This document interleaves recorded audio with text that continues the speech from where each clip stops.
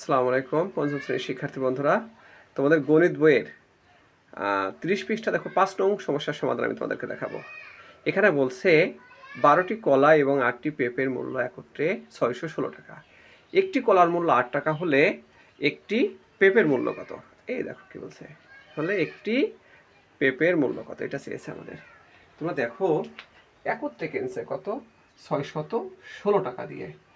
এই 616 টাকা দিয়ে কী কী পেয়েছে এইটা একটু আমরা লক্ষ্য করি। পেয়েছে হলো 12টি কলা। কয়টি কলা? 12টি কলা। আর পেয়েছে হলো তোমার 8টি পেঁপে। 8টি পেঁপে। তো ফ্রেন্ডস, এই লোক কি করছে, 12টি কলা আর 8টি পেঁপে সে 616 টাকা দিয়ে কিনছে। এই টাকাতে কিনেছে। এটা কিন্তু আমাদের মূল অঙ্ক। এরপরে একটু বিস্তৃত হয়েছে, বলছে একটি কলার মূল্য 8 টাকা। দেখো এখানে কিন্তু বলছে আবার একটি কলার দাম 8 টাকা। ওকে, আবার এখানে কি বলছে, তাহলে একটি পেঁপের দাম কত? একটি পেঁপের দাম হোয়াট, এটা আমাদের উত্তরে চেয়েছে।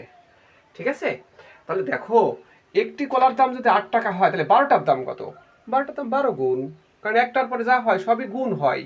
কারণ একটা কলার দাম 8 টাকা হলে দুটোর দাম 16 টাকা। 16 টাকা মানে কি 8-এর দ্বিগুণ। ঠিক আছে, তাহলে আমরা লিখতে পারি কি, যে একটি কলার মূল্য, একটি কলার মূল্য 8 টাকা। অতএব 12টি কলার মূল্য 8 গুণ 12 টাকা সমান 8 বরং কত, 96 টাকা, তাই না?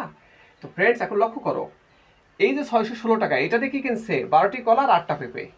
তাহলে আমরা দেখো যদি এই মোট দাম থেকে এই 12টা কলার দাম বাদ দেই, বের করে দেয়, তাহলে কি থাকবে? আমাদের 8টা পেঁপের দাম থাকবে আমাদের কাছে, তাই থাকবে না? এখন লিখতে পারি 8টি পেঁপের দাম, পেঁপের দাম বা মূল্য, যেটাই দেখো মূল্য দাম কত হবে, 616 বিয়োগ 96 টাকা।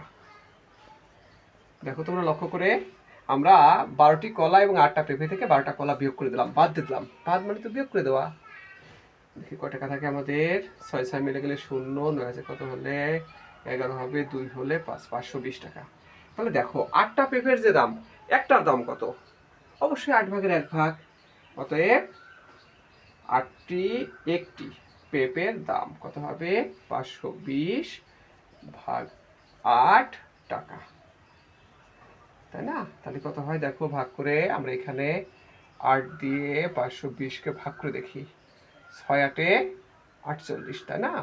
কত থাকে, 4, 0 কেটে আনলাম, 5 8 40। তার মানে একটি পেঁপের দাম 65 টাকা। কত টাকা হবে? 65 টাকা। তো ফ্রেন্ডস, অসংখ্য ধন্যবাদ এই ক্লাসে অংশগ্রহণ করার জন্য।